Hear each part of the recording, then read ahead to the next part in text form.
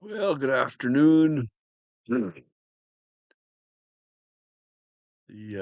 Bible reading we have for today, the devotional, is one that seriously perplexes me and has always bothered me and toughest for me to figure out. But the devotional we have for it in our devotional book does lend a little bit of insight to this story. We are in 2 Samuel 12 today. And by the way, welcome to the show. My name is Ron. I am your host, and it's my pleasure to share a devotional with you. Hopefully it'll lead to some meditating.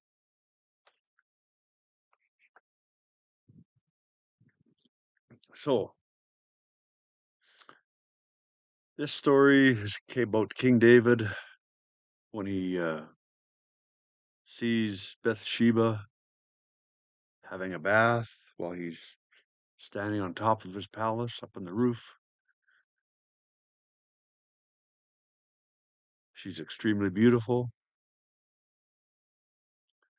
And David sends for her to come and see him. He sleeps with her. She gets pregnant.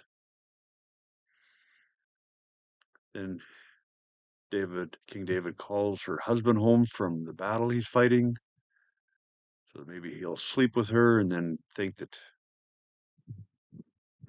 her pregnancy is from the husband. But that doesn't happen. He doesn't go home and sleep with her, not while his men are in battle. So then David sends him out to the front lines to get killed. So I really struggle with that story. But let's read in chapter 12. So the Lord sent Nathan the prophet to tell David this story. There were two men in a certain town. One was rich and one was poor. The rich man owned a great many sheep and cattle. The poor man owned nothing but one little lamb he had bought. He raised that little lamb, and it grew up with his children.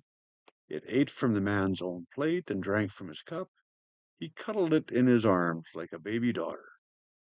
One day a guest arrived at the home of the rich man. But instead of killing an animal from his own flock or herd, he took the poor man's lamb and killed it and prepared it for his guest. David was furious. As surely as the Lord lives, he vowed, any man who would do such a thing deserves to die. He must repay 4 lambs to the poor man for the one he stole and for having no pity. Then Nathan said to David, you are that man. The Lord, the God of Israel, says, I anointed you king of Israel and saved you from the power of Saul. I gave you your master's house and his wives and the kingdoms of Israel and Judah. And if that had not been enough, I would have given you much, much more. That's a cool verse. Why then have you despised the word of the Lord and done this horrible deed? For you have murdered Uriah the Hittite with the sword of the Amorites and stolen his wife. From this time on, your family will live by the sword, because you have despised me by taking Uriah's wife to be your own.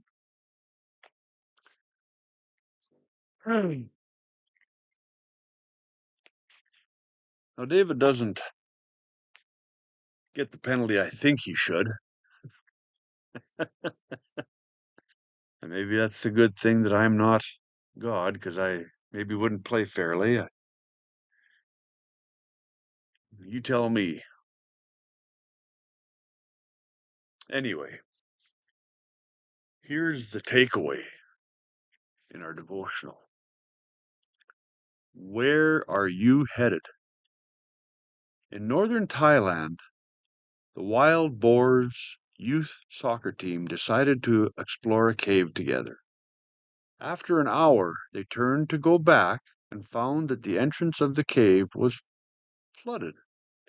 Rising water pushed them deeper into the cave. day after day until they were finally trapped more than 2 miles inside. When they were heroically rescued 2 weeks later, many wondered how they had become so hopelessly trapped. The answer? One step at a time. In Israel, Nathan confronted David for killing his loyal soldier Uriah.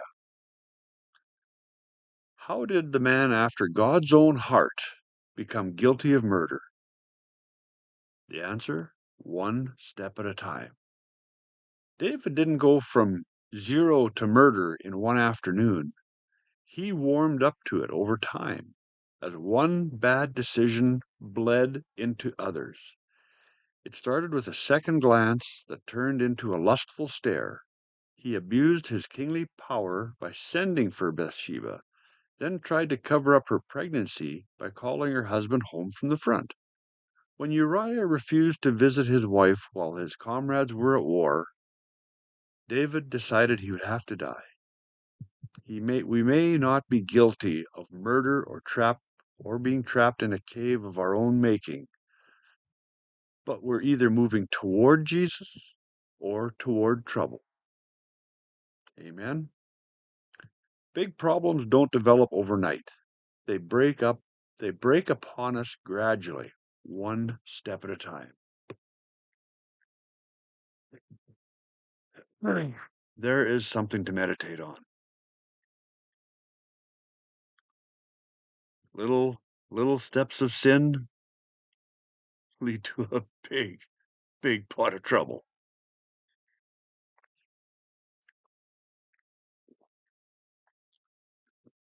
How to avoid that? Daily devotions, stay in the Word, keep it in your heart,